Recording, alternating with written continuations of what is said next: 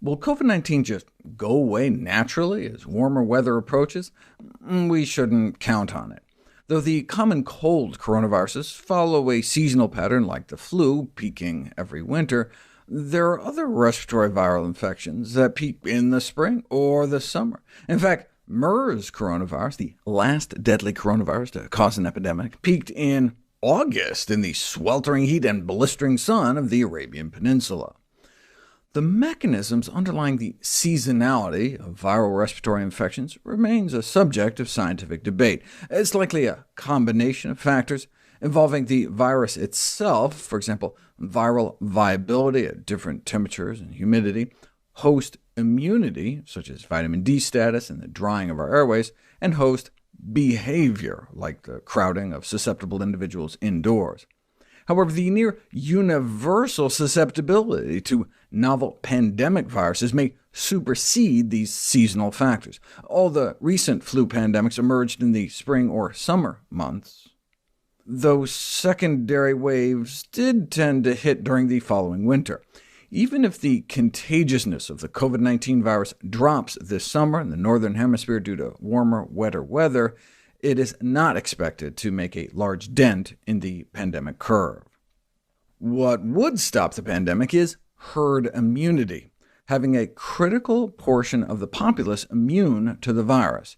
An infection can only burn through a population if there are enough susceptible individuals for the viral sparks to jump from one person to the next. Immune individuals who can't get or transmit the virus act as fire breaks to slow the spread, or like control rods in a nuclear reactor to break the chains of transmission. Ideally, this is accomplished through mass vaccination. Vaccines are a way to fight fire with fire, using the virus to fight the virus by generating the benefits of infection, immunity, without the risks, disease and death. Unfortunately, even though we are now developing vaccines at pandemic speed, it's humbling to realize that the average vaccine takes over 10 years to create and has a 94% chance of failure. Without a vaccine, herd immunity is only achieved the hard way, through mass infection. The proportion of the population that needs to acquire immunity to stop a pandemic can be roughly estimated from the basic reproduction number I talked about before, the number of people a single infected individual tends to go on to infect. The basic equation is p-crit equals 1 minus 1 divided by r0, where r0 is the basic reproduction number, and p-crit is what we're looking for, the minimum proportion of a population needed to be vaccinated or have recovered with subsequent immunity to smother an outbreak within that population. So if every COVID-19 case leads to 2 others becoming infected, then half of the population may need to be vaccinated or infected before the pandemic dies down. But if each person on average infects 4 others, then one would need closer to 3/4 of the population to be immune to stop it. This is an overly simplistic model, but offers a ballpark approximation. Based on r0 estimates for the COVID-19 virus from large outbreaks in affected countries, the minimum population immunity required ranges from about 30%, based on South Korea's r0 estimate of 1.43, to more like 80% based on an early r0 estimate from Spain that was closer to 5. That's why it's so important to enact curve-flattening measures like social distancing to reduce the number of contacts and drive the basic reproduction number down as low as possible. You don't want to have to wait until 80% of the population is infected. Of course, this is all working under the assumption that people who recover from COVID-19 acquire immunity to reinfection. It works in rhesus monkeys. Scientists rechallenged 2 recovered monkeys with the COVID-19 virus and were unable to successfully reinfect them.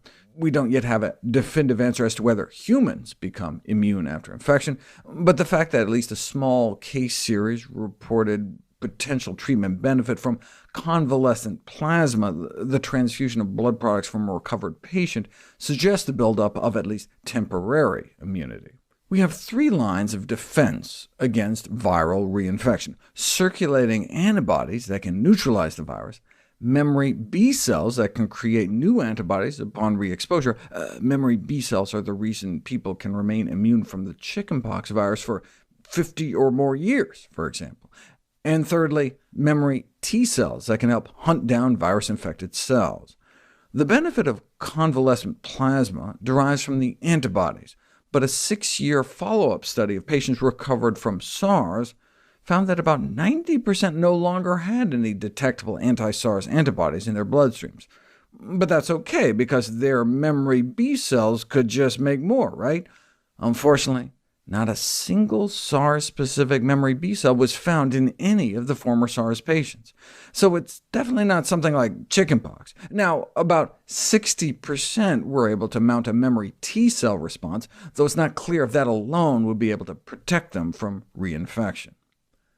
Unlike HIV, which keeps parts of itself hidden to evade the immune system and establish a long latent infection, the COVID-19 virus appears to take more of a smash-and-grab approach. It brazenly displays its array of spike proteins in a presumed attempt to better bind to its victim, but counts on jumping ship before immunity develops by quickly being coughed onto a new host. This bodes well for both the post-recovery acquisition of immunity and the prospects of vaccine development. A trait the COVID-19 virus does share with HIV, however, is its rapid mutation rate. One reason RNA viruses like HIV and coronaviruses and all flu viruses represent a higher pandemic threat than those that use DNA as their genetic material is that viral RNA replication can be sloppy. Every copying cycle can result in multitudes of mutants, most of which probably aren't even viable. But the flip side of this intrinsic inefficiency is that rare mutants may arise from this diverse population of variants that come exploding out of each infected cell that are either better adapted to the current host or tailored towards new ones. The high mutation rate of coronaviruses may help explain their proclivity to jump across species barriers in the first place.